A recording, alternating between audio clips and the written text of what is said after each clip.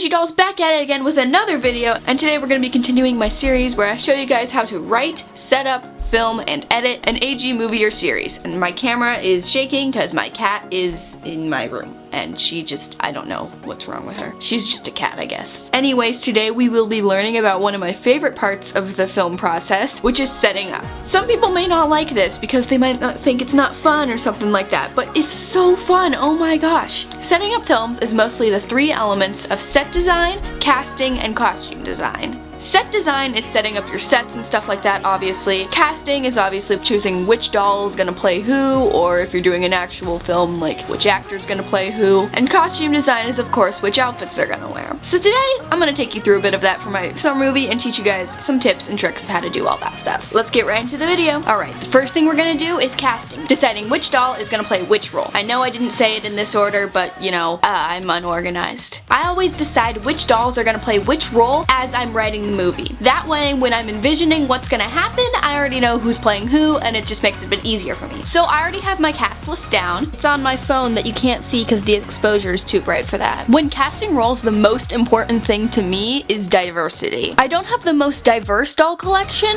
but that doesn't stop me from making movies with diverse casts. If there's an opportunity for diversity, you should always try and take it. Diversity is something that will make your videos better, more relatable, and overall more unique. So I highly suggest trying to do it as much as possible. You should also take into account personalities of these characters when choosing which doll is going to play which character. If you have a more rebellious character, maybe using a doll with dyed hair or something like that. If you're not making an AG series and you're not using dolls, same rules still apply, but you have to take into account acting talent and all that other stuff also. But when you're filming an AG movie or series, you're technically the one doing all the acting, so it doesn't really matter which doll is playing who. Therefore, it all comes down to personality, how the doll looks, what the doll's personality conveys, I guess. Here's the cast of my summer movie. When choosing which doll was gonna play which role, I took into lots of consideration of diversity and the personalities of each of my characters and how they would be conveyed through each of my dolls. Overall, I'm really happy with who I chose, and I can't wait to start filming this movie. It's gonna be so fun. The next thing you want to look into is costume design. Costume design is the #1 way to convey personality of your character through their outward appearance. Everyone judges the books by the cover first, so if your character is some really nice,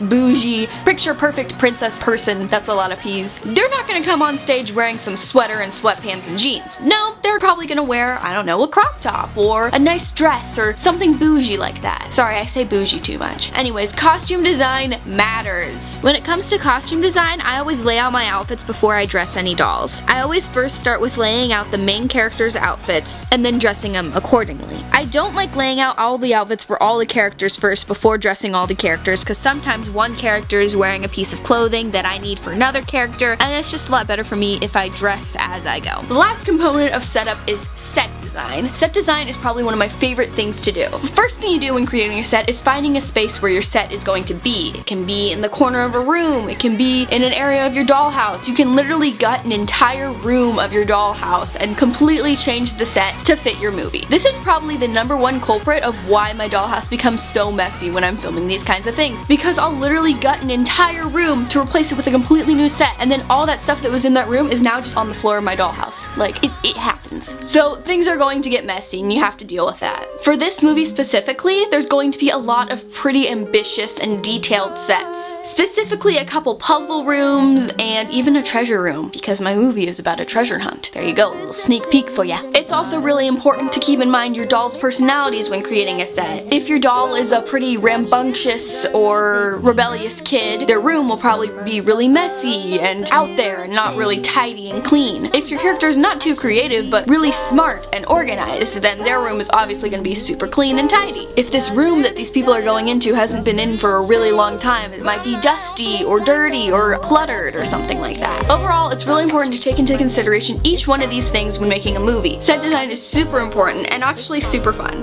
A tip that I have for anyone trying to set up a set is use doll boxes. They're great to create some fake walls so that when you're filming you don't get a glimpse of what's beyond the walls. And overall, they're just a really good trick.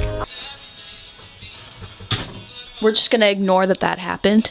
The set that I'm going to start setting up is a bit of a bigger space, therefore I'm going to use one of my doll rooms that I actually like to use a lot for setting up sets. This set is the set of the opening scene, which is an orphanage. So there's going to be a lot of beds and it's going to be really cluttered. I'm going to try and set up each of the areas around the beds with things that would correspond to the dolls' personalities, so it's like their own little area. Overall, I'm super happy with the final product and I think it looks great.